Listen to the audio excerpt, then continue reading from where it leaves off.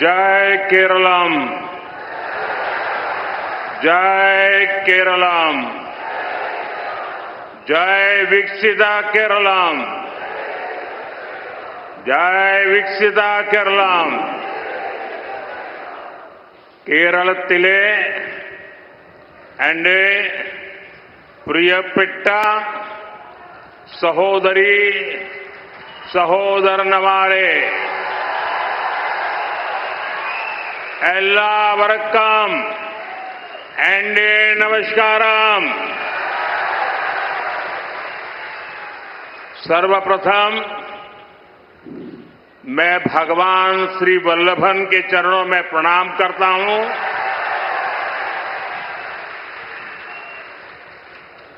तिरुवल्ला की इस पवित्र धरती से मैं सबरीमला तीर्थ को और स्वामी अयप्पा को भी प्रणाम करता हूं.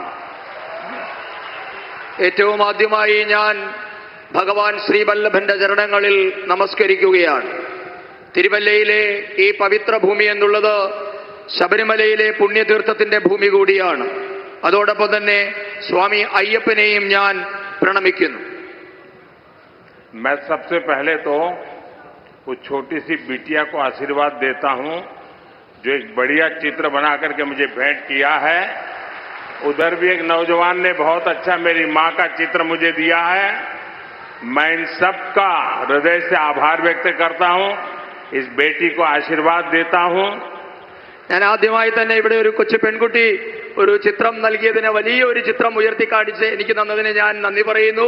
അതോടൊപ്പം തന്നെ മറ്റൊരാൾ എന്റെ അമ്മയുടെ ചിത്രം എനിക്ക് നൽകി. രണ്ടുപേരെയും ഞാൻ അഭിനന്ദിക്കുകയാണ്. मैं अपना भाषण शुरू करूं उससे पहले इस चुनाव में जो कैंडिडेट है उनसे आग्रह करता हूं कि कैंडिडेट सारे आगे आ जाएं. कैंडिडेट वहां खड़े हो जाए जरा. हाँ, मैं 1-2 मिनट जाकर के आता हूं आपके पास.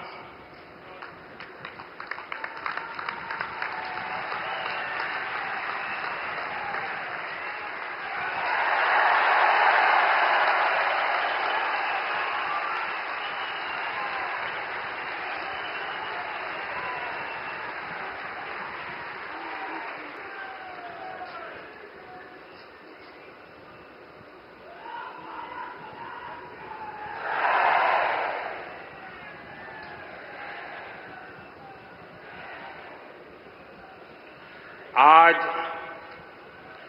तिरुवल्ला में इतनी बड़ी संख्या में आप सबकी उपस्थिति एनडीए पर आप लोगों का ये भरोसा, मेरी माताओं बहनों का ये स्नेह और ये विश्वास पूरे केरलम में आज ऐसा ही माहौल दिख रहा है. मुझे निकट से केरलम के चुनाव को देखने का अवसर मिला है. मैं पहले भी आया हूं, लेकिन इस बार हवा का रुख कुछ और है, लोगों का मिजाज कुछ और है. केरला में अब सबसे बड़ा परिवर्तन होने जा रहा है. 9 अप्रैल को वोटिंग और 4 मई को दशकों के कुशासन का अंत की घोषणा अब यह पक्का हो चुका है. एलडीएफ सरकार के जाने का काउंटडाउन शुरू हो चुका है. केरलम में पहली बार बीजेपी और एनडीए की सरकार आने वाली है. പ്രിയപ്പെട്ടവരെ, ഇന്ന് തിരുവല്ലയിൽ തടിച്ചുകൂടിയിരിക്കുന്ന ഇത്രയും വലിയ സംഖ്യ നിങ്ങൾ ദേശീയ ജനാധിപത്യ സഖ്യത്തിൽ നിങ്ങൾ അർപ്പിക്കുന്ന വിശ്വാസം, എന്റെ അമ്മമാരുടെ സഹോദരിമാരുടെ സ്നേഹം, വിശ്വാസം, ഇതൊക്കെ ഈ കേരളം മുഴുവൻ ഇന്ന് എനിക്ക് കാണാൻ സാധിക്കുന്നുണ്ട്. ഞാൻ പലതവണ കേരളത്തിൽ വന്നിട്ടുണ്ട്, പല തിരഞ്ഞെടുപ്പുകളിലും കേരളത്തിൽ എത്തിയിട്ടുണ്ട്. പക്ഷേ ഇത്തവണത്തെ കാറ്റ് മറ്റെല്ലാ തവണത്തെക്കാളിലും വ്യത്യസ്തമാണ്. മറ്റൊരു തരത്തിലുള്ള കാറ്റാണ് ഇന്ന് കേരളത്തിലുള്ളത്. ഇന്ന് കേരളത്തിലെ ചരിത്രത്തിലെ ഏറ്റവും വലിയ മാറ്റമുണ്ടാകാൻ പോവുകയാണ്. ഏപ്രിൽ 9 വോട്ടെടുപ്പും മെയ് 4 ദശകങ്ങളായി തുടരുന്ന ഈ ദുർഭരണത്തിന്റെ അന്ത്യം കുറിച്ചുള്ള പ്രഖ്യാപനവും ഉണ്ടാകും.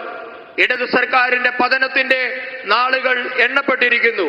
കേരളത്തിൽ ആദ്യമായി ബിജെപിയുടെ നേതൃത്വത്തിൽ ദേശീയ ജനാധിപത്യ സഖ്യത്തിന്റെ സർക്കാർ ഉണ്ടാകാൻ പോകുന്നു. इस चुनाव में केरलम का तो एक फायदा होने वाला है, लेकिन मेरा बड़ा निजी नुकसान होने वाला है। आपको लगता होगा कि ऐसी क्या बात है, केरलम को फायदा होगा और मोदी का नुकसान होगा? जी, मेरा व्यक्तिगत नुकसान होने वाला है।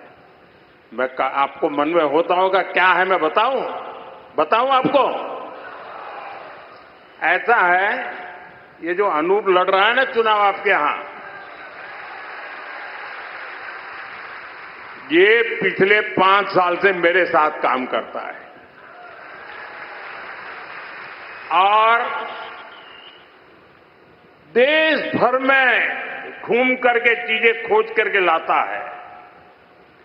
यानी एक प्रकार से मेरा डेडिकेटेड साथी रहा है।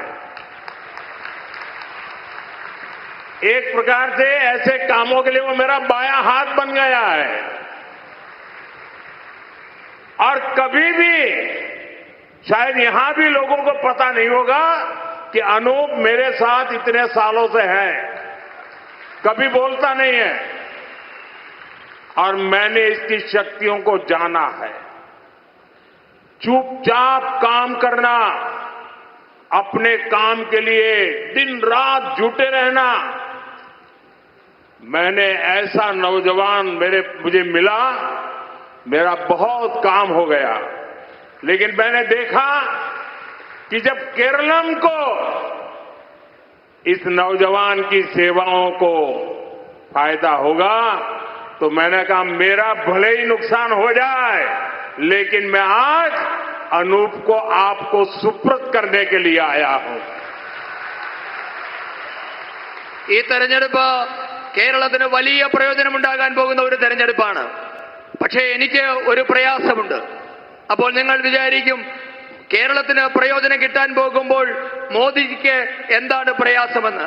നിങ്ങൾക്ക് അതിൽ അമ്പരപ്പുണ്ടാകേണ്ട കാര്യമില്ല, ഞാൻ പറയാം. ഇവിടെ ഇരിക്കുന്ന ഈ അനൂപ് കഴിഞ്ഞ 5 വർഷമായി എനിക്കൊപ്പം ജോലി ചെയ്യുന്നയാളാണ്.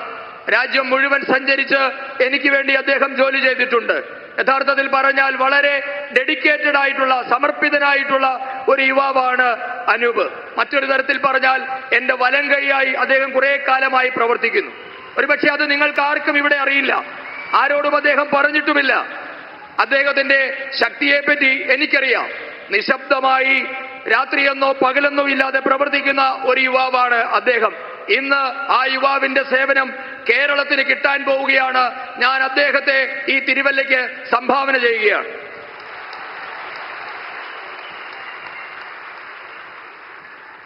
एनडीए सुरदगढ़े तिरुवल्ला केरलम में विकास के नए युग की शुरुआत का केंद्र बनकर उभरा है। मैं इस जन समर्थन के लिए तिरुवल्ला की जनता का बहुत बहुत धन्यवाद करता हूं। तिरुवल्ला के लोगों का विश्वास ये हमारी सबसे बड़ी ताकत है। तिरुवल्लयिले जनंगलुडे विश्वासमान यंगलुडे ഏറ്റവും വലിയ ശക്തി. പ്രിയപ്പെട്ടവരെ, കേരളത്തിൽ ഉണ്ടാകാൻ പോകുന്ന പുതിയ വികസന യുഗത്തിന്റെ പ്രഭവ കേന്ദ്രമായി തിരുവല്ല മാറുകയാണ്. ഇത്രയും വലിയ ഒരു മഹാസമ്മേളനത്തിന് ഞാൻ തിരുവല്ലയിലെ ജനങ്ങളോട് നന്ദി പറയുകയാണ്. തിരുവല്ലയിലെ ജനങ്ങളുടെ വിശ്വാസമാണ് ഞങ്ങളുടെ ശക്തി.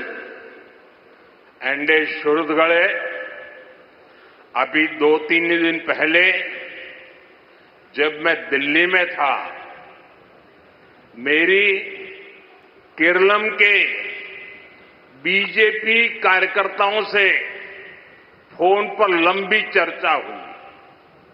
मेरा बूथ सबसे मजबूत कार्यक्रम में 5,000 से ज्यादा शक्ति केंद्र, इतने छोटे से केरला में 5,000 से ज्यादा शक्ति केंद्र में बीजेपी के 1,25,000 से ज्यादा कार्यकर्ता मेरे साथ फोन पर जुड़े थे और 30-40 मिनट इस चर्चा में मैंने देखा, साफ साफ दिखा कि केरलम की जनता ने एलडीएफ सरकार की विदाई पक्की कर ली है. इस चुनाव में मेहनत कर रहे सभी बीजेपी एनडीए कार्यकर्ताओं की मैं हृदय से सराहना करता हूं, उनका बहुत बहुत अभिनंदन करता हूं.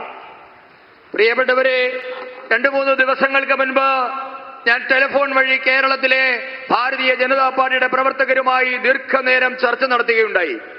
എന്റെ ബൂത്ത് ഏറ്റവും ശക്തം എന്ന പരിപാടിയുമായി ബന്ധപ്പെട്ട ചർച്ചയായിരുന്നു ഇത്. ഏകദേശം 30-40 മിനിറ്റോളം നേരം ഞാൻ പ്രവർത്തകരുമായി സംവദിച്ചു. ഇത്രയും ചെറിയ കേരളത്തിൽ നിന്ന് 5000-ഓളം ശക്തി കേന്ദ്ര ഇൻചാർജുമാരും 1.25 ലക്ഷത്തിലധികം പ്രവർത്തകരുമാണ് ഫോൺ വഴി ഞാൻ സംസാരിച്ചത്. ആ ചർച്ചയിൽ, സുദീർഘമായ ചർച്ചയിൽ നിന്നും എനിക്ക് മനസ്സിലായത്, കേരളത്തിലെ ഇടത് സർക്കാരിന് വിട നൽകാൻ കേരളത്തിലെ പ്രവർത്തകർ തയ്യാറായി എന്നാണ് എനിക്ക് മനസ്സിലായത്. ഈ തെരഞ്ഞെടുപ്പ് വിജയത്തിന് വേണ്ടി അത്യധ്വാനം ചെയ്യുന്ന ഭാരതീയ ജനതാ പാർട്ടിയുടെ എല്ലാ പ്രവർത്തകരെയും ഞാൻ ഹൃദയത്തിൽ നിന്ന് അഭിനന്ദിക്കുകയാണ്. एनडी शुरुदगड़े, मैं केरलम की ताकत को देख रहा हूं. अभी जहां हमारा हेलीकॉप्टर लैंड हुआ, हेलीपैड से मैं यहां तक आया, जितने लोग यहां हैं ना, उससे ज्यादा लोग रोड शो में वहां खड़े थे. मेरे लिए बड़ा सरप्राइज था. रोड शो का कार्यक्रम नहीं था, लेकिन पूरे रास्ते भर मैं देख रहा था, लोग ह्यूमन चेन की बात करते हैं लेफ्ट के लोग, आज यहां के लोगों ने ह्यूमन वॉल बना करके दिखा दिया. പ്രിയപ്പെട്ടവരെ, കേരളത്തിന്റെ ശക്തി ഇന്നും ഞാൻ കണ്ടു. ഞാൻ ഹെലിപ്പാഡിൽ നിന്നും ഇറങ്ങി ഹെലികോപ്റ്ററിൽ നിന്ന് ഇറങ്ങി കാറിൽ ഇങ്ങോട്ടേക്ക് വരുമ്പോൾ റോഡിന്റെ ഇരുവശങ്ങളിലും ഇവിടെ ഇരിക്കുന്ന ഇത്രയും ജനങ്ങളെക്കാൾ കൂടുതൽ ജനങ്ങൾ റോഡിന്റെ ഇരുവശങ്ങളിലുമായി റോഡ് ഷോയ്ക്ക് എന്ന പോലെ അവിടെ അണിനിരന്നിരുന്നു. പ്രിയപ്പെട്ടവരെ, അങ്ങനെ ഒരു റോഡ് ഷോ നാം പ്ലാൻ ചെയ്തിട്ടില്ലായിരുന്നു. പക്ഷേ റോഡിന്റെ ഇരുവശങ്ങളിലുമായി വലിയ മനുഷ്യ മതിൽ തീർത്ത് അവർ അവിടെ അണിനിരന്നിട്ടുണ്ടായിരുന്നു. एंडे शुरुदगड़े, हमारे केरलम को ईश्वर ने अपार संसाधन और संभावनाएं दी है. यहां समंदर में ब्लू इकोनॉमी के असीम अवसर है. यहां उद्योगों के लिए संभावनाएं हैं. पर्यटन के क्षेत्र में कितना बड़ा पोटेंशियल है, लेकिन फिर भी केरलम विकास की दौड़ में बाकी राज्यों से लगातार पिछड़ रहा है, पीछे होता जा रहा है. പ്രിയപ്പെട്ടവരെ, നമ്മുടെ കേരളത്തിന് ഈശ്വരൻ അനന്തമായ വിഭവങ്ങളും സാധ്യതകളുമാണ് നൽകിയിട്ടുള്ളത്. നമ്മുടെ വിശാലമായ തീരപ്രദേശങ്ങൾ നമ്മുടെ ബ്ലൂ ഇക്കോണമിക്ക് ഏറ്റവും അനുയോജ്യമായതാണ്. കേരളത്തിൽ വ്യവസായങ്ങൾക്ക് അനന്ത സാധ്യതയാണ് ഉള്ളത്. വ്യവസായങ്ങൾക്ക് ഇവിടെ അവസരമുണ്ട്. വിനോദസഞ്ചാര മേഖലയ്ക്ക് വൻ സാധ്യതയുണ്ട്. പക്ഷേ എന്നിട്ടും കേരളം വികസനത്തിന്റെ കാര്യത്തിൽ മറ്റു സംസ്ഥാനങ്ങളെക്കാൾ വളരെ വളരെ വളരെ പിറകിലാണ്. एनडीए सुहृदगळे, एलडीएफ यूडीएफ की सरकारों ने कभी भी इस क्षेत्र की परवाह नहीं की. यहां कनेक्टिंग रोड्स का हाल बेहाल है. मुझे आपके ही साथी बता रहे थे, यहां कई वर्षों से एक भी बड़ा पुल नहीं बना है. कोट्टयम में मेडिकल कॉलेज की हालत इतनी खराब है कि उसका वर्णन करना मुश्किल है. जहां बेसिक इंफ्रास्ट्रक्चर की ऐसी कमी हो, वहां आपकी क्वालिटी ऑफ लाइफ कैसी होगी, इसका अंदाजा हर कोई लगा सकता है. പ്രിയപ്പെട്ടവരെ, കേരളത്തിലെ രണ്ട് മുന്നണികൾക്ക്, ഇടത് വലത് മുന്നണികൾക്ക് ഇക്കാര്യങ്ങളിലൊന്നും വലിയ ശ്രദ്ധ നൽകിയിട്ടില്ല. നമ്മളുടെ വിവിധ പ്രദേശങ്ങളെ തമ്മിൽ ബന്ധിപ്പിക്കുന്ന നമ്മുടെ ഗ്രാമീണ ഇടറോഡുകളുടെയൊക്കെ അവസ്ഥ വളരെ പരിതാപകരമാണ്. വർഷങ്ങളായി ഇവിടെ ഒരു പുതിയ പാലം പണിയാൻ പോലും, ഒരു വൻകിട പാലം നിർമ്മിക്കാൻ പോലും ഇവർക്ക് സാധിച്ചിട്ടില്ല. നമ്മുടെ തൊട്ടടുത്തുള്ള കോട്ടയം മെഡിക്കൽ കോളേജിന്റെ അവസ്ഥ വർണ്ണിക്കാൻ പോലും ആകാത്ത തരത്തിൽ വളരെ പരിതാപകരമാണ്. അടിസ്ഥാന സൗകര്യ വികസനങ്ങൾക്ക് ഇത്രയും അപര്യാപ്തത ഉള്ളയിടത്ത് എങ്ങനെ നമ്മുടെ ജീവിത നിലവാരം ഉയരും എന്നതിനെപ്പറ്റി എല്ലാവർക്കും ചിന്തയുണ്ടാകണം. एनडीए सुहृदगळे, केरलम में कभी बीजेपी सरकार नहीं रही, लेकिन आप सबके आशीर्वाद से, देश की जनता जनार्दन के आशीर्वाद से हम केंद्र सरकार के जरिए केरलम के विकास में कोई कोर कसर नहीं छोड़ रहे. जब कांग्रेस दिल्ली में सत्ता में थी और एलडीएफ यूडीएफ दोनों मिलकर के दिल्ली में सरकार चलाते थे, उस समय केरलम को जो मदद मिली, उसकी तुलना में एनडीए सरकार ने, मोदी सरकार ने 5 गुना ज्यादा पैसा केरलम को भेजा है. പ്രിയപ്പെട്ടവരെ, കേരളത്തിൽ നാളിതുവരെ ഭാരതീയ ജനതാ പാർട്ടിയുടെ സർക്കാർ ഉണ്ടായിട്ടില്ല. എന്നിട്ടും കേരളത്തിന്റെ വികസനത്തിനായി ചെയ്യാൻ സാധിക്കുന്ന എല്ലാ കാര്യങ്ങളും ജനദേവന്മാരുടെ, നിങ്ങളുടെ ഓരോരുത്തരുടെയും അനുഗ്രഹ ആശിസ്സോടുകൂടി ചെയ്യാൻ ഞങ്ങൾക്ക് സാധിച്ചിട്ടുണ്ട്. കേരളത്തിന്റെ വികസനത്തിനായി കിട്ടിയ ഒരവസരവും ഞങ്ങൾ പാഴാക്കിയിട്ടില്ല. കോൺഗ്രസ് കേന്ദ്രം ഭരിച്ചിരുന്ന സമയത്തേക്കാൾ 5 മടങ്ങ് അധികം തുകയാണ് മോദി സർക്കാർ, എൻഡിഎ സർക്കാർ കേരളത്തിനായി നൽകിയത്. एनडीए सुहृदगळे, बीजेपी एनडीए को आपकी ईज ऑफ लिविंग और क्वालिटी ऑफ लाइफ दोनों की चिंता है. हमने पीएम आवास योजना के तहत गरीबों को पक्के घर दिए हैं. जल जीवन मिशन के तहत गांव-गांव पाइप से पानी पहुंचाने का काम हो रहा है. यहां रबर के किसान बड़ी संख्या में रहते हैं. केरलम के किसानों को हमने पीएम किसान सम्मान निधि के जरिए अराउंड 13,000 करोड़ रुपए की सहायता सीधी उनके बैंक खाते में पहुंचाई है. इससे रबर के किसानों को भी बहुत मदद मिली है. പ്രിയപ്പെട്ടവരെ,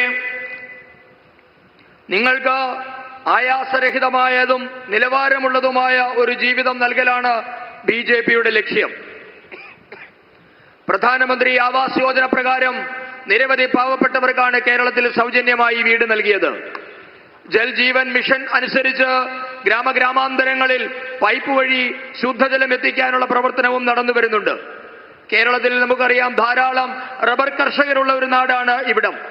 പ്രധാനമന്ത്രി കിസാൻ സമ്മാൻ നിധി വഴി കേരളത്തിലെ കർഷകർക്ക് 13,000 കോടി രൂപയാണ് ബാങ്ക് അക്കൗണ്ടുകൾ വഴി സൗജന്യമായി നൽകിയത്.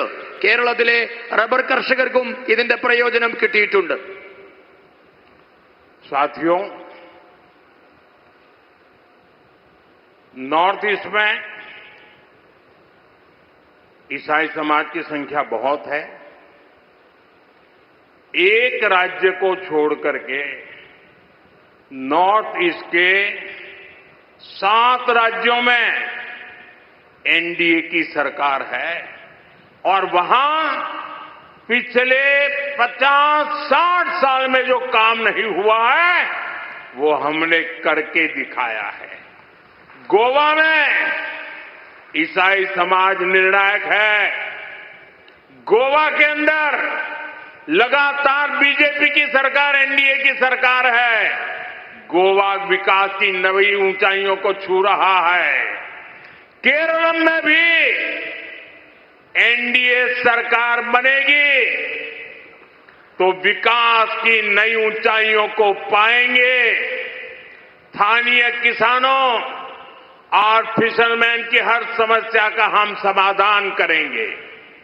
പ്രിയപ്പെട്ടവരെ, നമ്മുടെ വടക്ക് കിഴക്കൻ സംസ്ഥാനങ്ങളിൽ ക്രിസ്തീയ സമുദായം, ക്രിസ്തീയ മതവിശ്വാസികൾ ഏറ്റവും കൂടുതലുള്ള സംസ്ഥാനങ്ങളാണ്. അതിലെ ഒരു സംസ്ഥാനം ഒഴികെ 7 സംസ്ഥാനങ്ങളിലും ഭാരതീയ ജനതാ പാർട്ടി നേതൃത്വത്തിലുള്ള ദേശീയ ജനാധിപത്യത്തിന്റെ സർക്കാരാണ് ഉള്ളത്. അവിടങ്ങളിൽ കഴിഞ്ഞ 50-60 വർഷം കൊണ്ട് നടക്കാത്ത പലതും ഭാരതീയ ജനതാ പാർട്ടിയുടെ സർക്കാർ ചെയ്തു കാണിച്ചിട്ടുണ്ട്. നമ്മുടെ ഗോവ എല്ലാവർക്കും അറിയാം, ക്രിസ്ത്യൻ വിഭാഗങ്ങൾക്ക് നിർണായകമായ സ്വാധീനമുള്ള ഒരു സ്ഥലമാണ് ഗോവ. അവിടെ തുടർച്ചയായി ഭാരതീയ ജനതാ പാർട്ടിയാണ് ഭരിക്കുന്നത്. ഇന്ന് ഗോവ വികസനത്തിന്റെ പുതിയ ഉയരങ്ങൾ തേടുകയാണ്. കേരളത്തിലും എൻഡിഎയുടെ സർക്കാർ വരും. കേരളം വികസനത്തിന്റെ പുതിയ ചക്രവാളങ്ങൾ തൊടുമെന്ന കാര്യം എനിക്കുറപ്പാണ്. അന്ന് കേരളത്തിലെ കർഷകരുടെയും മത്സ്യത്തൊഴിലാളികളുടെയും എല്ലാം പ്രശ്നങ്ങളും പരിഹരിക്കപ്പെടും. एनडीए सुहृदगणे, केंद्र की एनडीए सरकार ही केरलम में आधुनिक इंफ्रास्ट्रक्चर और सुविधाओं पर जोर दे रही है. हम यहां नेशनल हाईवे बनाने को गति दे रहे हैं. रेलवे इंफ्रास्ट्रक्चर का विकास किया गया है. यहां रेलवे लाइनों की डबलिंग का काम भी पूरा हो गया है. कोट्यम से अब हाई स्पीड आधुनिक वंदे भारत ट्रेन भी चलाई जा रही है. പ്രിയപ്പെട്ടവരെ, കേരളത്തിന്റെ അടിസ്ഥാന സൗകര്യ മേഖലയെ ആധുനീകരിക്കാനുള്ള ശ്രമങ്ങൾ കേന്ദ്രത്തിലെ എൻഡിഎ സർക്കാർ നടത്തിക്കൊണ്ടിരിക്കുകയാണ്. കേരളത്തിൽ വഴിമുട്ടി നിന്ന ദേശീയപാതയുടെ വികസനം നരേന്ദ്രമോദി സർക്കാരാണ് സാധ്യമാക്കിയത്. നമ്മുടെ റെയിൽവേയുടെ അടിസ്ഥാന സൗകര്യ വികസനം ഇവിടെ നടന്നുകൊണ്ടിരിക്കുകയാണ്. പാത ഇരട്ടിപ്പിക്കലിന്റെ ജോലി അന്തിമഘട്ടത്തിലെത്തി ഏതാണ്ട് പൂർണ്ണമായ അവസ്ഥയിലാണ്. ഇന്ന് കോട്ടയം വഴി അതിവേഗത്തിൽ വന്ദേ ഭാരത് ട്രെയിൻ ഓടുന്നുണ്ട്. एनडीए सुहृदगणे, यहां सबरीमला रेलवे प्रोजेक्ट इस क्षेत्र में नई संभावनाओं को खोल सकता है. इससे सबरीमला तक सीधी कनेक्टिविटी बढ़ेगी. श्रद्धालुओं की यात्रा आसान होगी.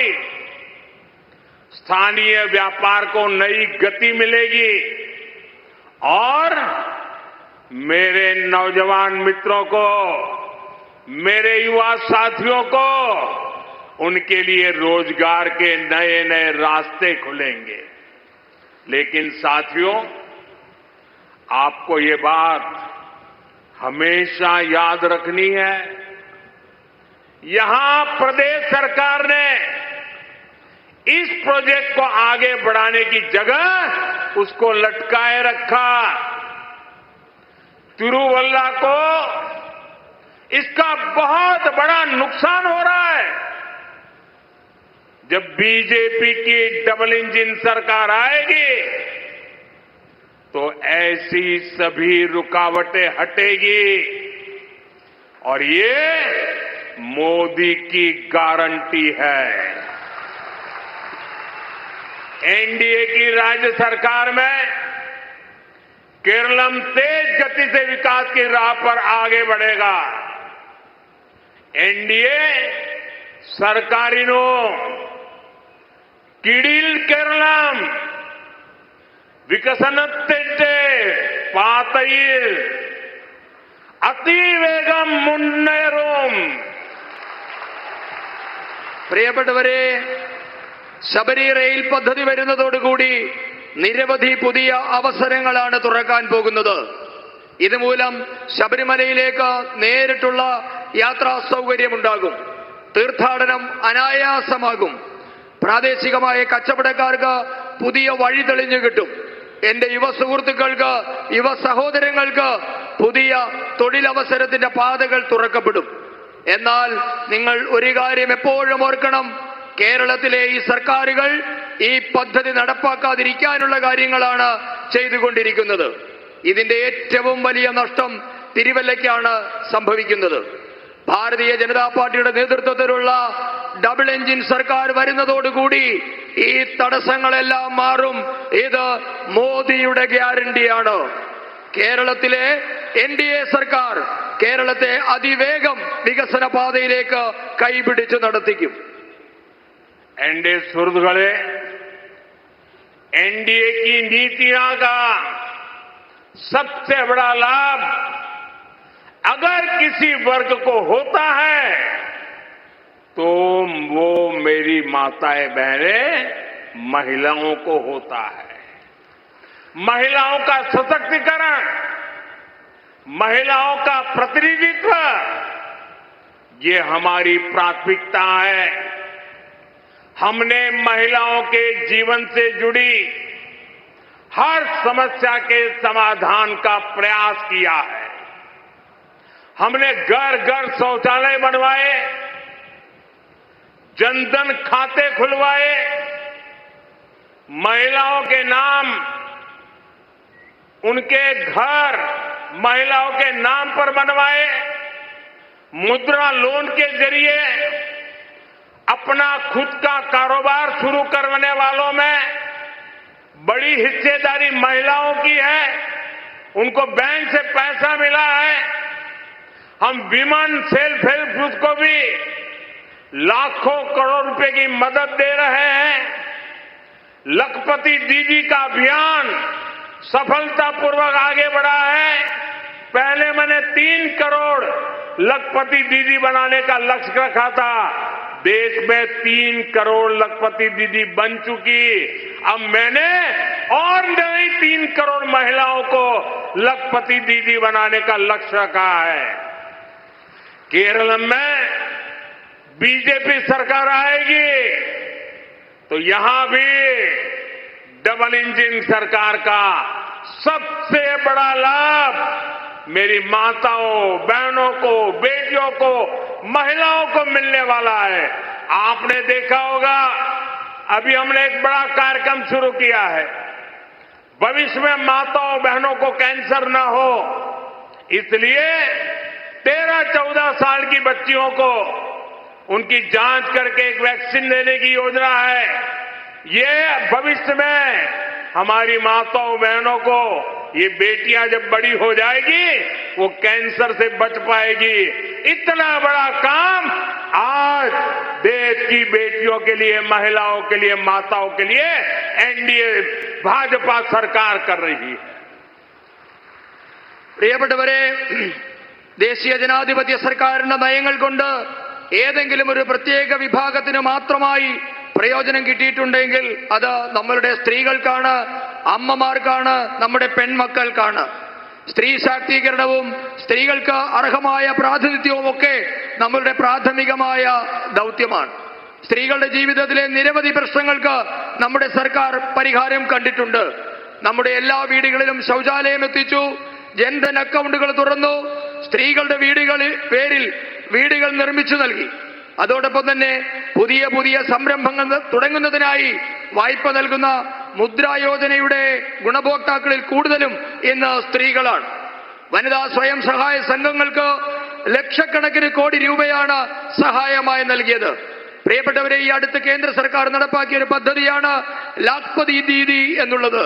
നമ്മളുടെ സ്ത്രീകളെ ലക്ഷാധിപതികളാക്കുക എന്ന ലക്ഷ്യത്തോടു കൂടി തുടങ്ങിയ ഈ പദ്ധതി 3 കോടി ആൾക്കാർക്ക് നൽകാനാണ് ലക്ഷ്യം വെച്ചിരുന്നത്.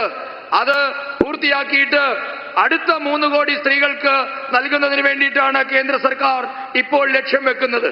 അതോടൊപ്പം തന്നെ ഇന്ന് നമ്മുടെ പെൺകുഞ്ഞുങ്ങൾക്ക് ഭാവിയിൽ ക്യാൻസർ രോഗം വരാതിരിക്കാൻ, ഗർഭാശയ ക്യാൻസർ അടക്കമുള്ളതിന്റെ പ്രതിരോധത്തിന് വേണ്ടി 13-14 വയസ്സുള്ള പെൺകുഞ്ഞുങ്ങൾക്ക് സൗജന്യമായി ക്യാൻസർ വാക്സിൻ നൽകാനും കേന്ദ്ര സർക്കാർ തീരുമാനിച്ചിട്ടുണ്ട്. ഇത്രയും വലിയ സ്ത്രീ സൗഹൃദമായ ഒരു പദ്ധതിയും രാജ്യത്ത് നാളിതുവരെ നടന്നിട്ടില്ല. കേരളത്തിലും BJPയുടെ നേതൃത്വത്തിൽ ഇരട്ട എഞ്ചിൻ സർക്കാർ വരുന്നതോടുകൂടി ഏറ്റവും കൂടുതൽ പ്രയോജനം കിട്ടാൻ പോകുന്നത് നമ്മുടെ അമ്മമാർക്കാണ്, പെൺകുഞ്ഞുങ്ങൾക്കാണ്, സഹോദരിമാർക്കാണ്. एनडीए सुहृदगणे, ये हमारी ही सरकार है जिसने लोकसभा और विधानसभा में महिलाओं को 33% रिजर्वेशन दिया है। और आप सभी की जानकारी में है कि बजट सत्र का हमने पूर्णाहुति करने के बजाय उसका विस्तार किया है। 3 दिन के लिए 16, 17, 18 अप्रैल को संसद फिर से मिलने वाली है। आपको पता है क्यों मिलने वाली है? जो कानून हमने पारित किया है 33% महिलाओं के लिए 2029 में लोकसभा के चुनाव से इसका लाभ मिलना शुरू हो जाए। 33% बहनें पार्लियामेंट में आकर के बैठे, इसके लिए कानून बनाने की जरूरत है। जैसे पार्लियामेंट ने सर्वसम्मति से महिला आरक्षण का बिल पास किया था, वैसे ही 16, 17, 18 को 2 काम करने हैं। केरल हो, तमिलनाडु हो, बाकी राज्य हो, जिन्होंने जनसंख्या नियंत्रण में अच्छा काम किया है। लोग झूठ फैला रहे हैं कि जनसंख्या कम हो रही है तो सीटें कम हो जाएगी। हम इस बार पार्लियामेंट में पक्का करना चाहते हैं, पार्लियामेंट में कानून पे थप्पा लगाना चाहते हैं कि केरल हो, तमिलनाडु हो, कर्नाटक हो, आंध्र हो, गोवा हो, तेलंगाना हो, कहीं पर भी लोकसभा की सीटें कम न हो, इसका थप्पा लगाने के लिए। और दूसरा, महिलाओं के लिए जो सीटें होगी वो अतिरिक्त सीटें बढ़ जाए, इतना बड़ा फायदा हमारे दक्षिण भारत के राज्यों को मिले, इसके लिए हम कानून संशोधन के लिए सत्र बुला रहे हैं। हमने कांग्रेस के लोगों को मीटिंग के लिए बुलाया। हम आशा करते हैं कि वो हमारी बात मान करके आएंगे। हमने इंडिया अलायंस के मित्रों से बात की है। आप भी लोगों को बताइए, कांग्रेस के लोगों को बताइए, एलडीएफ के लोगों को बताएं कि महिलाओं के अधिकार का एक कानून निर्विरोध पास होना चाहिए। ये उनसे वादा लीजिए आप लोग। और मैं उनसे भी प्रार्थना करता हूं कि मेरी माताओं बहनों का ये हक 40 साल से लटका हुआ है, अब 2029 के चुनाव में फिर से लटकना नहीं चाहिए। इसलिए मैं सभी राजनीतिक दलों पर, देश की माताएं बहनें दबाव डालें, सब संसद में आए और इस कानून को पारित करें। महिला जनप्रतिनिधियों की संख्या, इस विषय को देखते हुए नारी शक्ति बंधन कानून में संशोधन किया जाएगा। यह आवश्यक है कि ये संशोधन सर्वसम्मति से पास हो, ताकि साल 2029 में होने वाले चुनाव में ही इसका लाभ हमारी माताओं बहनों को मिलना शुरू हो जाए। मैं सभी दलों से आग्रह करूंगा कि नारी शक्ति से हित से जुड़ा काम है, इसलिए खुले मन से कोई भी राजनीतिक हिसाब किताब किए बिना पूर्ण समर्थन करके माताओं बहनों का विश्वास जीतने में आप भी भागीदार बनिए। പ്രിയപ്പെട്ടവരെ, നമ്മുടെ രാജ്യത്ത് രാഷ്ട്രീയത്തിൽ സ്ത്രീകൾക്ക് 33% സംവരണം ഏർപ്പെടുത്തിയത് നമ്മുടെ സർക്കാരാണ്. ഈ 33% സംവരണ നിയമം കൊണ്ടുവന്നത് മൂലം ഇനി 2029 നടക്കാൻ പോകുന്ന ലോക്സഭാ തെരഞ്ഞെടുപ്പിലടക്കം ഇതിന്റെ മാറ്റമുണ്ടാകും. ഇപ്പോൾ നടന്നു വന്നിരുന്ന ബജറ്റ് സെഷൻ നമ്മൾ 3 ദിവസത്തേക്ക് കൂടി ദീർഘിപ്പിച്ച വിവരം ഒരുപക്ഷെ നിങ്ങൾ എല്ലാവരും അറിഞ്ഞിട്ടുണ്ടാകും. ഏപ്രിൽ മാസം 16, 17, 18 തീയതികളിൽ നമ്മളുടെ വനിതാ സംവരണ ബില്ലിന്മേൽ സ്ത്രീകൾക്ക് പാർലമെന്റിൽ എത്ര സീറ്റ് ഉണ്ടാകണം എന്ന വിഷയത്തിന്മേൽ ചർച്ച നടക്കാൻ പോവുകയാണ്. രാജ്യത്ത് വനിതാ ജനപ്രതിനിധികൾ എത്ര വേണമെന്നത് സംബന്ധിച്ച് നാരി ശക്തി വന്ദൻ നിയമത്തിന്മേലാണ് ചർച്ച നടക്കാൻ പോകുന്നത്. 2029 നടക്കാൻ പോകുന്ന തിരഞ്ഞെടുപ്പ് മുതൽ നടപ്പാക്കാൻ പോകുന്ന ഈ നിയമം ഏകകണ്ഠമായി പാസാക്കേണ്ടത് വളരെ അത്യാവശ്യമാണ്. ചില വ്യാജ പ്രചരണങ്ങൾ നടത്തുന്നുണ്ട്. ജനസംഖ്യാ നിയന്ത്രണത്തിൽ കേരളവും തമിഴ്നാടും അടക്കമുള്ള ചില ദക്ഷിണേന്ത്യൻ സംസ്ഥാനങ്ങൾ മികച്ച രീതിയിൽ പ്രകടനം നടത്തുന്നത് കൊണ്ട് അവരുടെ ലോക്സഭാ സീറ്റുകൾ കുറയുമെന്ന രീതിയിലുള്ള പ്രചരണം നടക്കുന്നുണ്ട്. എന്നാൽ അത് വ്യാജ പ്രചരണമാണ്, കള്ളപ്രചരണമാണ്. ഈ നിയമം ഉറപ്പാക്കുന്നു, ദക്ഷിണേന്ത്യയിലെ ഒരു സംസ്ഥാനത്തെയും ലോക്സഭാ സീറ്റുകൾ കുറയാൻ പോകുന്നില്ല എന്ന കാര്യം ഈ നിയമം ഉറപ്പാക്കും. അതോടൊപ്പം തന്നെ കോൺഗ്രസിന്റെ നേതാക്കന്മാരെ, ഇടതുപക്ഷത്തിന്റെ നേതാക്കന്മാരെ, ഇന്ത്യ സഖ്യത്തിന്റെ നേതാക്കന്മാരെ ഒക്കെ ഞങ്ങൾ ചർച്ചയ്ക്ക് വിളിച്ചിട്ടുണ്ട്. അവർ വരുമെന്നാണ് ഞങ്ങൾ പ്രതീക്ഷിക്കുന്നത്. അവരോട് നിങ്ങളും പറയണം, എതിർപ്പില്ലാതെ ഈ നിയമം പാസ്സാക്കണം. കഴിഞ്ഞ 40 വർഷമായി ഈ നിയമം നമ്മുടെ പാർലമെന്റിന്റെ വിവിധ ഇടങ്ങളിലായി കുടുങ്ങിക്കിടക്കുകയാണ്, തടസ്സപ്പെട്ട് കിടക്കുകയാണ്. ഇനിയും അത് തടസ്സപ്പെടാൻ അനുവദിച്ചുകൂടാ. അതുകൊണ്ട് ഈ രാജ്യത്തെ എല്ലാ കക്ഷികളോടും ഞാൻ അഭ്യർത്ഥിക്കുന്നു, നിങ്ങളും അഭ്യർത്ഥിക്കണം.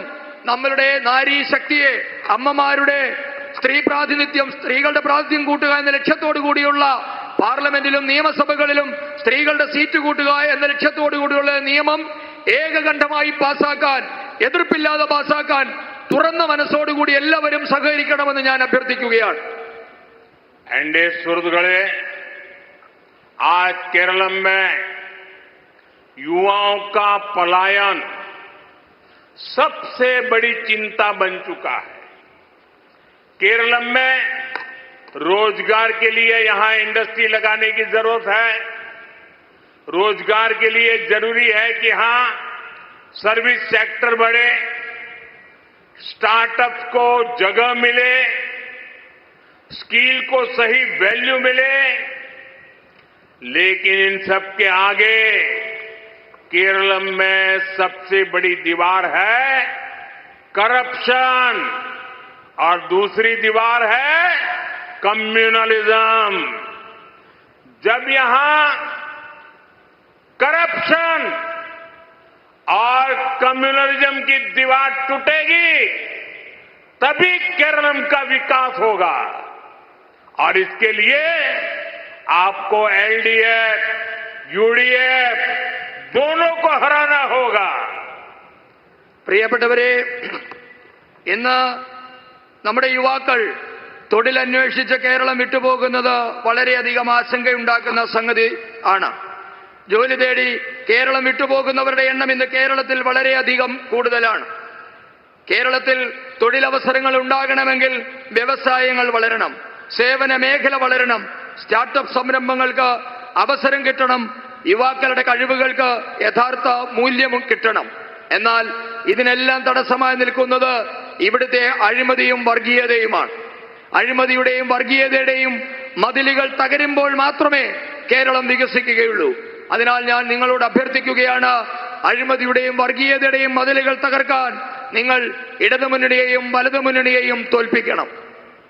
एनडीए सुहृदगणे, रोजगार की तलाश में यहां से लाखों युवा विदेशों में भी गए हैं.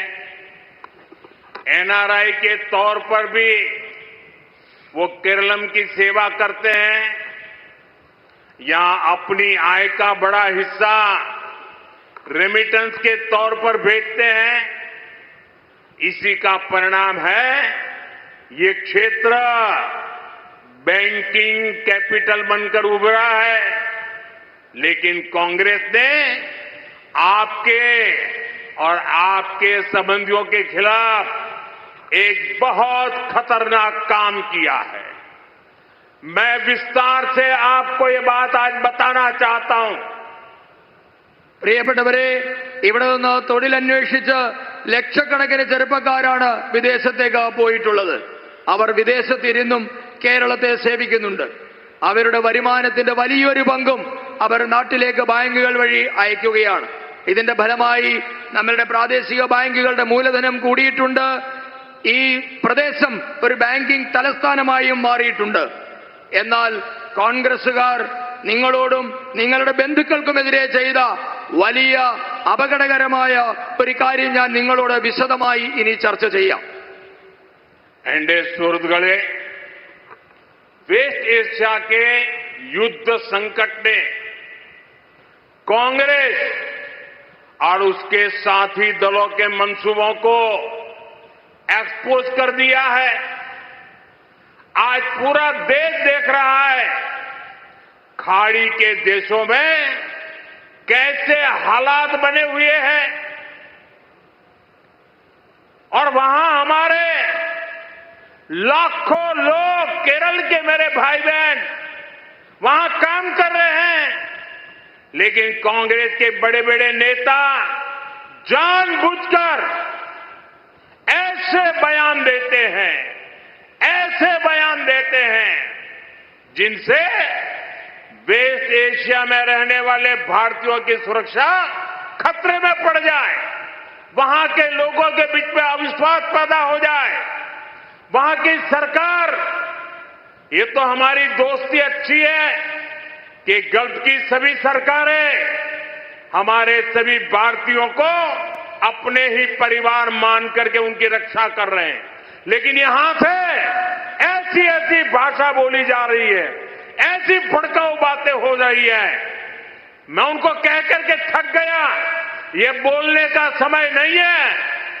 ये हमारे लाखों भाई बहन वहां है ना, उनकी सुरक्षा ये हमारी सबसे पहला दायित्व है, सबसे बड़ी प्रायोरिटी है। कृपा करके अनाप शनाप बोलना बंद करो ताकि हमारे नौजवानों को, हमारी बेटियों को वहां कोई तकलीफ ना हो।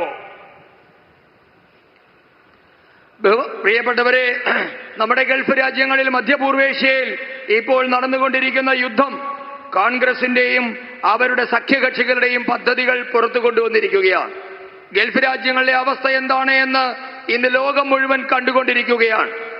ഗൾഫ് രാജ്യങ്ങളിൽ താമസിക്കുന്ന ഇന്ത്യക്കാരുടെ സുരക്ഷയെ അപകടത്തിലാക്കുന്ന തരത്തിലുള്ള അപകടകരമായ പ്രസ്താവനകളാണ് കോൺഗ്രസിന്റെ വലിയ വലിയ നേതാക്കൾ മനഃപൂർവ്വം നടത്തിക്കൊണ്ടിരിക്കുന്നത്. നമുക്കറിയാം, ഗൾഫ് രാജ്യങ്ങളും നമ്മളുമായുള്ള സൗഹൃദം വളരെ ശക്തമാണ്. അവർ ഭാരതീയരെ സ്വന്തം കുടുംബാംഗങ്ങളെ പോലെ കണ്ട് സുരക്ഷിതത്വം ഒരുക്കാനും അവർ തയ്യാറാണ്. എന്നാൽ ഇന്ന് കോൺഗ്രസിന്റെ വലിയ വലിയ നേതാക്കന്മാർ അവരെ പ്രകോപിപ്പിക്കുന്ന തരത്തിലുള്ള അപകടകരമായ പ്രസ്താവനകൾ മനഃപൂർവ്വം ചെയ്യുകയാണ്. ഞാൻ അവരോട് പറഞ്ഞു മടുത്തു. ഇത് പ്രസ്താവനയ്ക്കുള്ള സമയമല്ല. നമുക്ക് ഏറ്റവും പ്രധാനം നമ്മളുടെ യുവാക്കളുടെ, ചെറുപ്പക്കാരുടെ, അമ്മമാരുടെ, നമ്മുടെ മക്കളുടെ ഒക്കെ സുരക്ഷയാണ് പ്രധാനം. ദയവ് ചെയ്ത് അനാവശ്യ പ്രസ്താവനകൾ നടത്തരുത് എന്ന് ഞാൻ അവരോട് പറയുകയാണ്. എന്റെ സുഹൃത്തുക്കളെ, कांग्रेस चाहती है कि वेस्ट एशिया के देश भारत को अपना दुश्मन समझ ले। हम यहां कोई ऐसी गलती कर दे, कुछ ऐसा बयान कर दे और गल्फ कंट्री से भारतीयों को वहां से बाहर निकलने के लिए मुसीबत आ जाए। इसलिए कांग्रेस गल्फ कंट्रीज को नाराज करने वाले बयान दे रही है। कांग्रेस चाहती है कि पैनिक फैले और उसे मोदी को गाली देने का मौका मिल जाए। अरे कांग्रेस के लोगों, एलडीएफ के लोगों, यूडीएफ के लोगों, अरे राजनीति अपनी जगह पे है, अरे चुनाव आते जाते रहेंगे, लेकिन मेरे केरलम के लाखों भाई बहन वहां है। मेरे लिए उनकी सुरक्षा ये सबसे बड़ा काम है और मैं इसके लिए कमिटेड हूं। പ്രിയപ്പെട്ടവരെ, ഗൾഫ് രാജ്യങ്ങൾ ഭാരതത്തെ ശത്രു രാജ്യമായി കണ്ട് ഭാരതീയരെ പുറത്താക്കണമെന്നാണ് കോൺഗ്രസ് നേതാക്കളുടെ ആഗ്രഹം. ഇതിനായി അവർ ഗൾഫ് രാഷ്ട്രത്തലവന്മാരെ പ്രകോപിപ്പിക്കുന്ന തരത്തിലുള്ള പ്രസ്താവനകൾ മനഃപൂർവ്വം നടത്തുകയാണ്. അവരാഗ്രഹിക്കുന്നത് ഇത്തരത്തിലുള്ള ഒരു സംഭ്രമം സൃഷ്ടിച്ചാൽ, അവരെ പ്രകോപിതരാക്കിയാൽ മോദിയെ വിമർശിക്കാൻ അവസരം കിട്ടുമെന്നാണ് അവർ കരുതുന്നത്. ഇടതുപക്ഷത്തിന്റെയും വലതുപക്ഷത്തിന്റെയും കോൺഗ്രസിന്റെയും ഒക്കെ നേതാക്കന്മാരോട് പറയാനുള്ളത്, തിരഞ്ഞെടുപ്പ് വരും പോകും, അതൊന്നുമല്ല പ്രശ്നം. നമ്മളുടെ ജനങ്ങളുടെ സുരക്ഷിതത്വമാണ് പ്രശ്നം. കേരളത്തിലെ ജനങ്ങളുടെ സുരക്ഷിതത്വത്തിനായി മോദി പ്രതിജ്ഞാബദ്ധമാണ്. എല്ലാവരുടെയും സുരക്ഷിതത്വം ഞാൻ ഉറപ്പാക്കുകയും ചെയ്യും. चुनाव जीतने के लिए, मोदी को गाली देने के लिए कांग्रेस 1 करोड़ प्रवासियों का जीवन संकट में डालने को तैयार बैठी है। उधर ईरान में हमारे फिशरमैन केरल के हैं, तमिलनाडु के हैं, गोवा के हैं, आंध्र तेलंगाना के हैं, पुडुचेरी के हैं, उनकी जिंदगी खतरे में। हम वहां के संकट में से उनको बाहर ले आ रहे हैं। आज सैकड़ों की तादाद में मेरे मछुआरे भाई बहन भारत लौटने वाले हैं। हमारे लिए उनकी जिंदगी बचाना ये महत्वपूर्ण है। बयानबाजी करने के लिए अरे बहुत मौके आएंगे। अभी तो हमारे लोगों की, हमारे मछुआरे भाई बहनों को हमें जिंदा वापस लाना है। कांग्रेस को इन सारी चीजों से कोई लेना देना नहीं। बस चुनाव चुनाव चुनाव। क्या देश के लोगों की चिंता नहीं करोगे? कांग्रेस को इस स्वार्थी सियासत के लिए केरलम के लोगों से माफी मांगनी चाहिए। पाप कर रहे हो। പ്രിയപ്പെട്ടവരെ, ഇന്ന് തിരഞ്ഞെടുപ്പ് വിജയിക്കാൻ, മോദിയെ വിമർശിക്കാൻ നമ്മുടെ രാജ്യത്തെ 1 കോടിയോളം വരുന്ന പ്രവാസികളായ ഭാരതീയരുടെ ജീവൻ കോൺഗ്രസുകാർ അപകടത്തിലാക്കുകയാണ്. ഇറാനിൽ നമ്മളുടെ മത്സ്യത്തൊഴിലാളികൾ, കേരളത്തിലെ, തമിഴ്നാട്ടിലെ, ആന്ധ്രയിലെ, ഗോവയിലെ, തെലങ്കാനയിലെ ഒക്കെ മത്സ്യത്തൊഴിലാളികളുടെ ജീവൻ അപകടത്തിലാകുന്ന ഒരു സാഹചര്യമുണ്ടായിരുന്നു. അവരെ ജീവനോടെ പുറത്തെത്തിക്കാൻ ഭാരത സർക്കാർ വലിയ കഷ്ടപ്പാടുകളും പ്രയത്നങ്ങളും നടത്തിക്കൊണ്ടിരിക്കുകയായിരുന്നു. അവരെ ജീവനോടെ തിരിച്ചു കൊണ്ടുവരിക എന്നതാണ് നമ്മളുടെ പരമപ്രധാനമായ ലക്ഷ്യം. ഞാൻ കോൺഗ്രസിന്റെ നേതാക്കന്മാരോട് പറയുന്നു, നിങ്ങൾക്ക് പ്രസ്താവനകൾ നടത്താൻ ഇനിയും അവസരം കിട്ടും. പക്ഷേ നമ്മളുടെ ആദ്യ പരിഗണന എന്നുള്ളത് നമ്മളുടെ സഹോദരങ്ങളെ ജീവനോടെ തിരികെ കൊണ്ടുവരിക എന്നുള്ളതാണ്. എന്നാൽ അവർക്ക് ഇതേപ്പറ്റിയൊന്നും യാതൊരു ആലോചനയുമില്ല. ഇതിനോട് അവർക്ക് യാതൊരു ചിന്തയുമില്ല. തിരഞ്ഞെടുപ്പ് തിരഞ്ഞെടുപ്പ് തിരഞ്ഞെടുപ്പ് എന്ന ചിന്ത മാത്രമാണ് കോൺഗ്രസിനുള്ളത്. ഈ സ്വാർത്ഥ രാഷ്ട്രീയത്തിന്റെ പേരിൽ നമ്മുടെ രാജ്യത്തെ ജനങ്ങളുടെ ജീവൻ കുരുതി കൊടുക്കുന്ന പ്രസ്താവനകളുടെ പേരിൽ കേരളത്തിലെ ജനങ്ങളോട് കോൺഗ്രസ് മാപ്പ് ചോദിക്കണമെന്ന് ഞാൻ ആവശ്യപ്പെടുകയാണ്.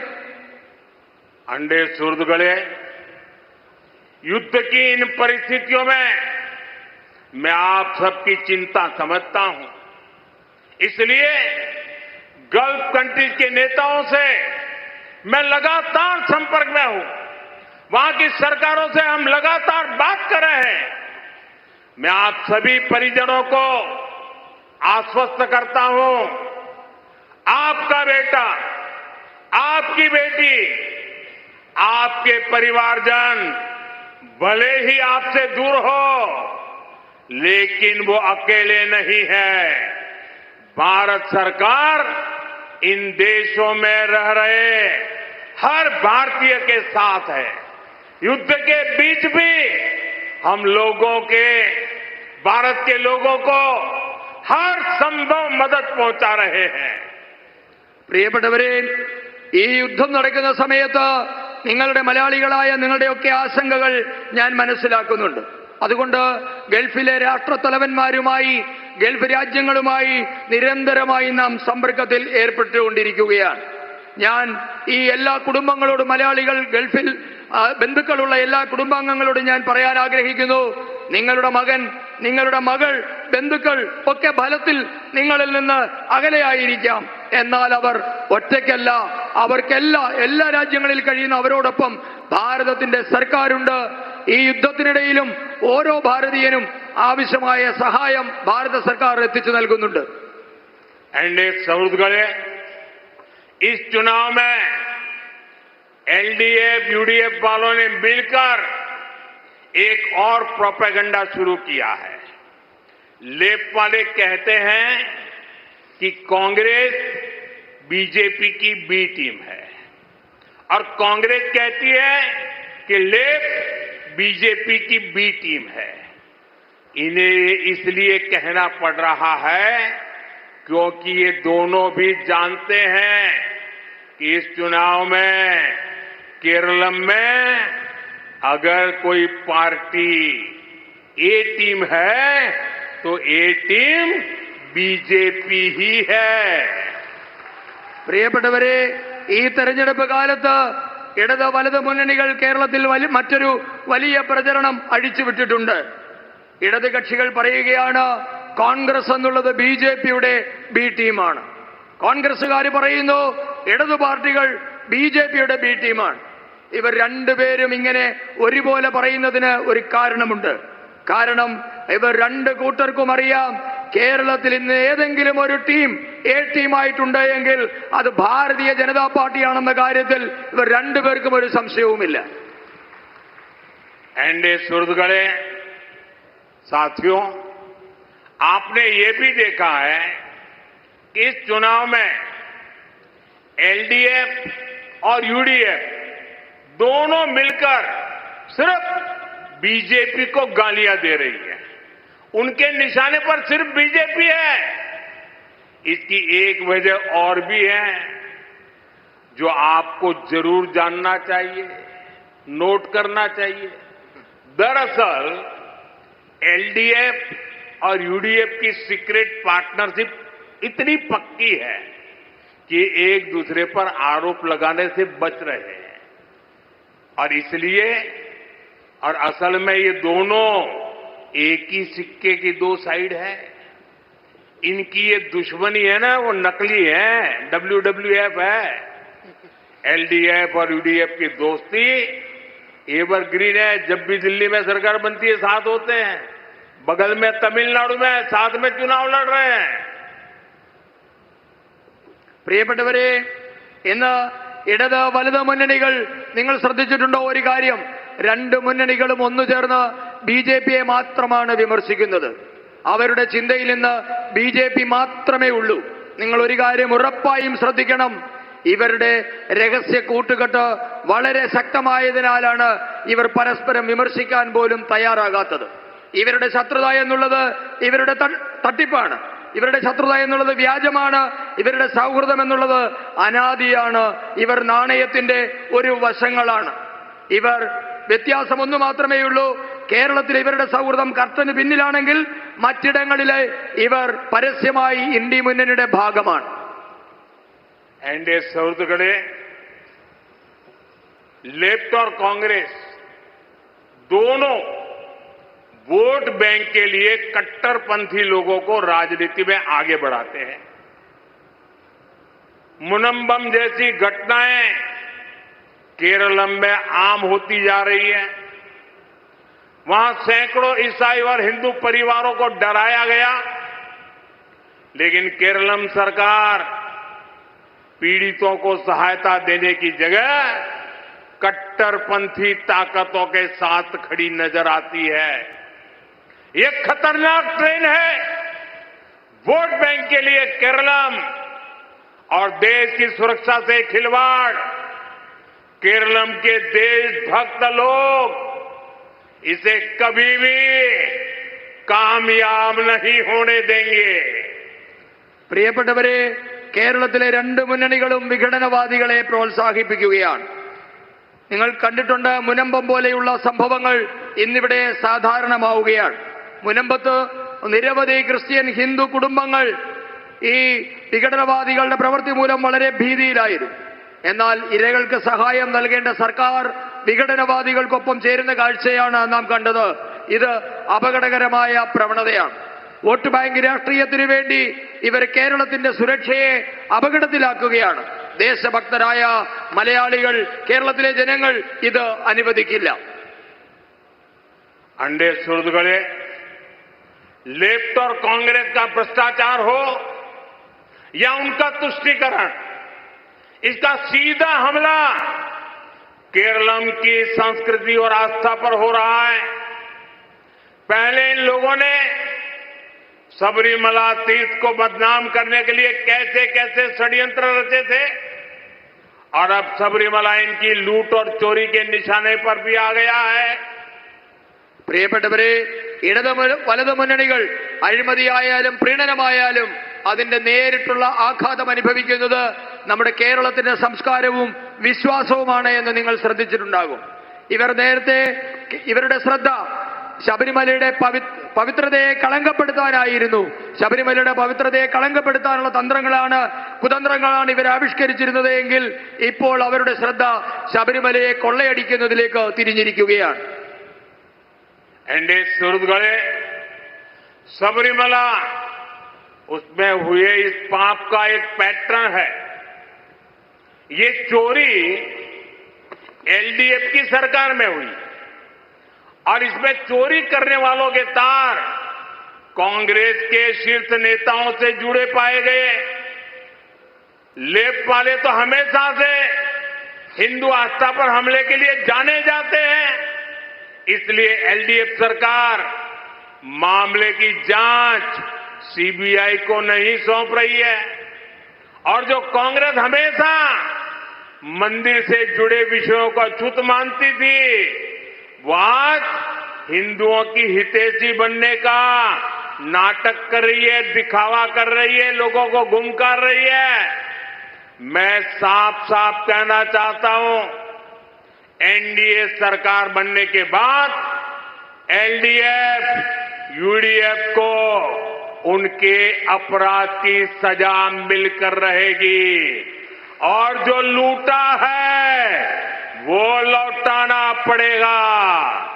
स्वामी अयप्पा और उनके भक्तों के आक्रोश के आगे ये लोग बच नहीं पाएंगे।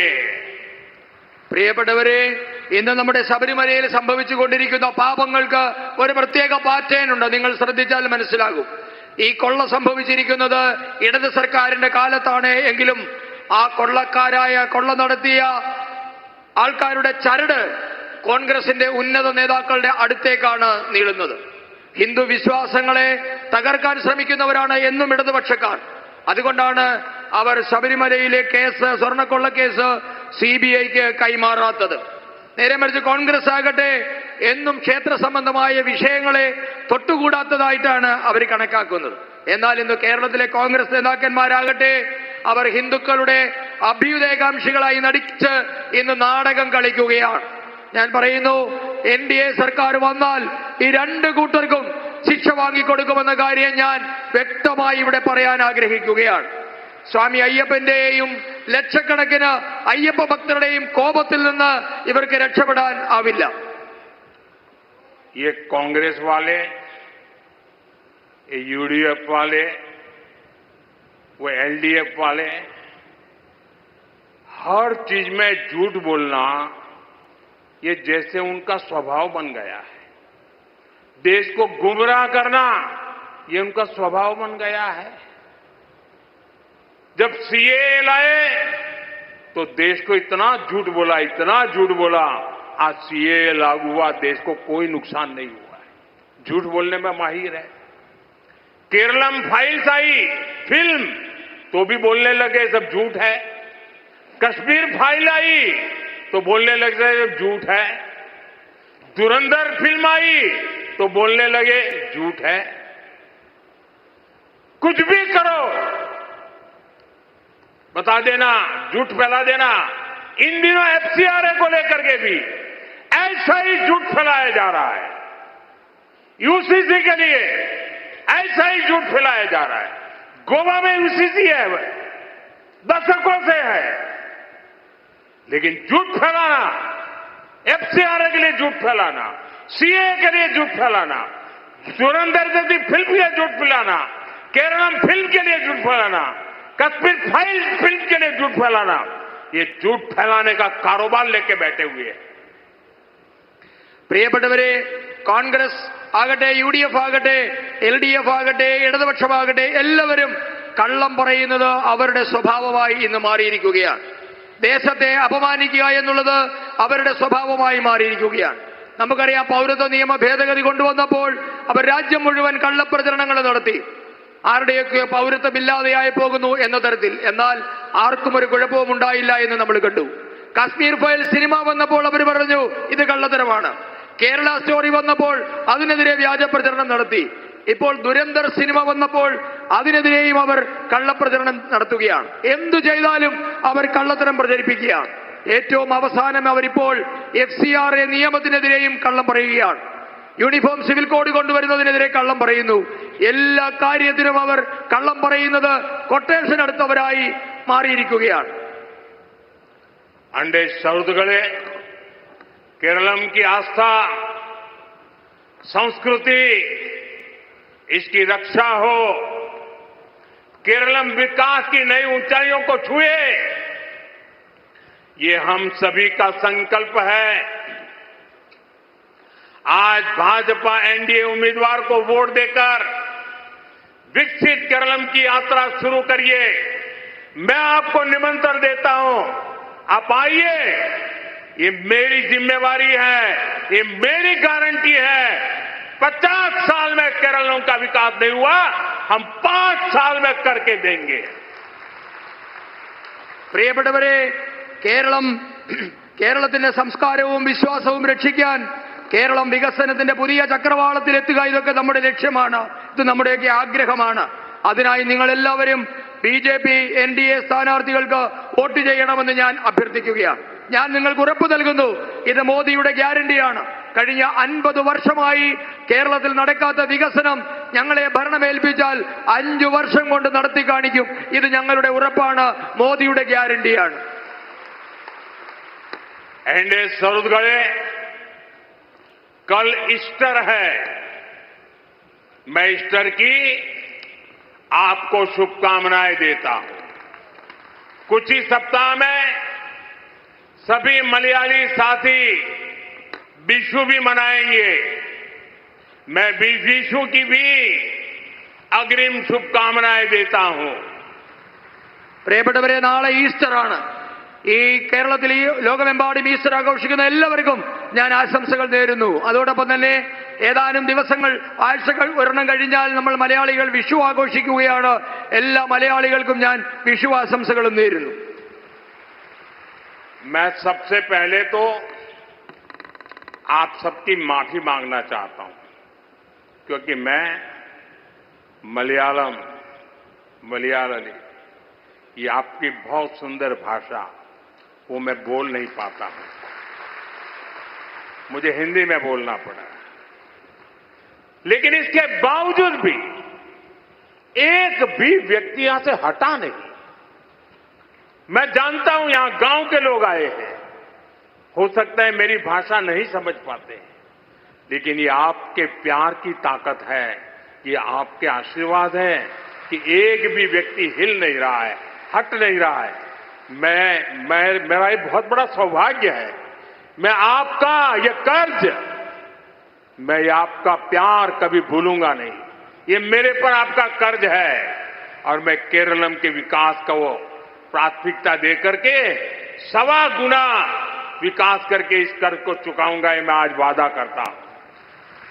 പ്രിയപ്പെട്ടവരെ, ഞാൻ ആദ്യമേ തന്നെ നിങ്ങളോടൊക്കെ ക്ഷമ ചോദിക്കേണ്ടതായിരുന്നു. കാരണം എനിക്ക് മലയാളത്തിൽ ഇത്രയും മനോഹരമായ ഒരു ഭാഷയിൽ സംസാരിക്കാൻ സാധിക്കാത്തതിൽ. ഞാൻ ഹിന്ദിയിലാണ് നിങ്ങളോട് സംസാരിച്ചു കൊണ്ടിരിക്കുന്നത്. പക്ഷേ നിങ്ങളിൽ ഒരാൾ പോലും ഇവിടെ നിന്ന് എഴുന്നേറ്റ് പോകാൻ തയ്യാറായിട്ടില്ല. വിവിധ ഗ്രാമങ്ങളിൽ നിന്നുള്ള ആൾക്കാരൊക്കെ ഇവിടെയുണ്ട്. പക്ഷെ അവരാരും തന്നെ ഇവിടെ നിന്നും എഴുന്നേറ്റ് പോയിട്ടില്ല. ഇത് നിങ്ങൾക്ക് എന്നോടുള്ള സ്നേഹം കൊണ്ടാണ്, നിങ്ങൾ എനിക്ക് നൽകുന്ന ആശീർവാദമാണ് എന്ന് ഞാൻ മനസ്സിലാക്കുന്നു. എന്റെ സൗഭാഗ്യമാണ് നിങ്ങളുടെ സ്നേഹം എന്നുള്ളത്. ഞാനത് ഒരിക്കലും മറക്കില്ല.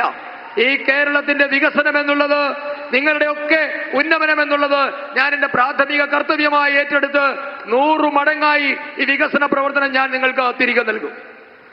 मैं आप सबका बहुत बहुत धन्यवाद करता हूं। मेरे साथ बोलिए, दोनों हाथ ऊपर करके बोलिए, भारत माता की, भारत माता की, भारत माता की, भारत माता की। वंदे वंदे वंदे वंदे वंदे वंदे वंदे वंदे वंदे वंदे वंदे